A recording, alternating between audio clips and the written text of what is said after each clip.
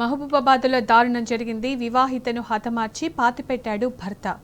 Signal కాలనీలో గల ఇంట్లో కాటి లక్ష్మి, గోపి దంపతులు అద్దెకుంటున్నారు. దంపతులకు 2 పిల్లలున్నారు. వారితో అత్త మామ కలిసి ఉంటున్నారు. గోపి వీధి వ్యాపారం చేస్తుంటాడు. ఈ నెల 6 నుంచి కాటి లక్ష్మి కనిపించడం లేదు. తర్వాత తల్లిదండ్రులతో సహా గోపి పారిపోయాడు. ఇంటి ఆవరణలో తవ్విన ఆనవాళ్లు కనిపించాయి. దాంతో స్థానికులు ఇంటి యజమానికి సమాచారం ఇచ్చారు. ఓనర్ ఫిర్యాదుతో పోలీసులు రంగంలోకి దిగారు. భార్యను భర్త గోపి హతమార్చి పాతిపెట్టాడని స్థానికులు చెబుతున్నారు.